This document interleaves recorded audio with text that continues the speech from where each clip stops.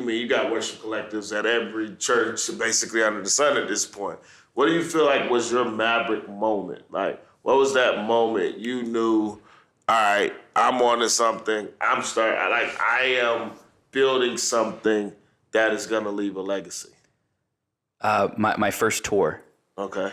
And the reason I say that was everything up to my first tour, as far as like the attention I was getting, the streams that I was seeing, the views on the music videos were all just numbers and comments on the internet. It didn't feel real. It didn't feel real at all.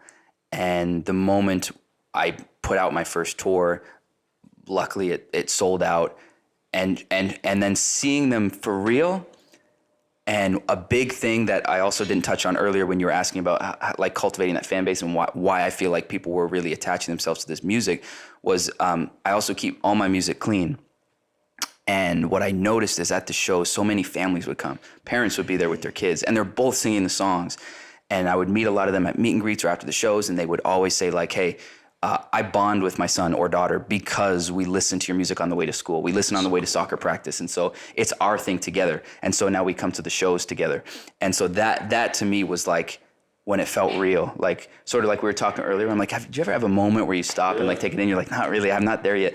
And I struggle with that too. But that was a moment out of that first show where I was like, whoa, we did it. And Bree was side stage. My brother-in-law Seth was doing merch. My brother-in-law Christian, who mixes masters, is at front of house. Like, the family was there, and they all had jobs, and we're all like supporting each other, and that was my Maverick moment. Cool. That's beautiful, man. We did talk about that, and it was just like it's something we would definitely have to get better at. It's like you sit back, you've been working this hard, you know the grind, you know how it is. You're up all night, just sitting back and taking it in. Like, man, what we've done and what God has allowed us to do and assisted us in doing, man. Look at last night. You guys did that, man. That's crazy. You guys filled up an arena. Yeah, I know. And they're all singing the words like loud, man. Like, and they're emotional. Yeah. I don't know that we take. I mean, that the craziest thing, man, is and someone asked me this last night. It's like, is it? It's not that it gets common. That's not what I would say. It's that I'm so focused on the next show, the next tour. Like, all I thought about last night was, what's the next tour? I get it. You know what I mean? The next song. The next song. Yeah. I'm talking to him about how we can set up the song that follows I Need Help. And, we need to get this content. It's like, I do think we have to figure out how to slow down and say, look at what he's done right now. Yeah. You know what I mean? Yeah. Because if not, you'll always be chasing that next. And the reality is, if you sat in the now, then the net you'll appreciate the next a lot more. Totally. I think there's definitely a balance we can find, because obviously you sit too much in the now, you get content, and then you miss out. You think too much in the future, you're like, well, then what was the point of what I was working at if I didn't enjoy it?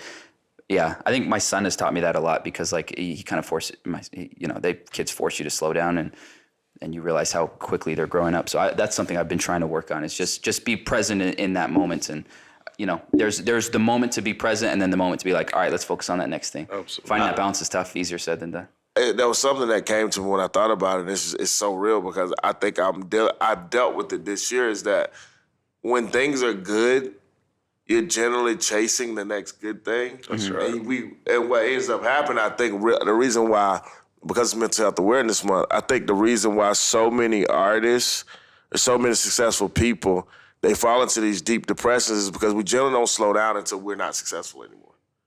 And then you're forced to deal with the now. You're forced to live in the now. Right. Because things aren't moving anymore. Mm-hmm. And when things were moving, you were chasing the next moment that by the time you're forced to slow down, the moments aren't there anymore. Yeah. And so it's like, man, if I could just go back to, if I could just go back to a full arena full of people and sit there and appreciate what's going on. Sure. When you slow down and now no one wants to show up, it's like, wow. Yeah. How do we get so far away from that? Well, it's the sadness of too. Like, man, I missed it. Yeah. I didn't get to enjoy it. Yeah, the whole good old days kind of. Yeah, and that's a lot of my motivation of like, that's why I want to enjoy it, because I don't want to. When you walk away from it, you want to be able to like, man, I lived that, I experienced it, and I'm good. Do you know what I mean? And so, yeah. Absolutely.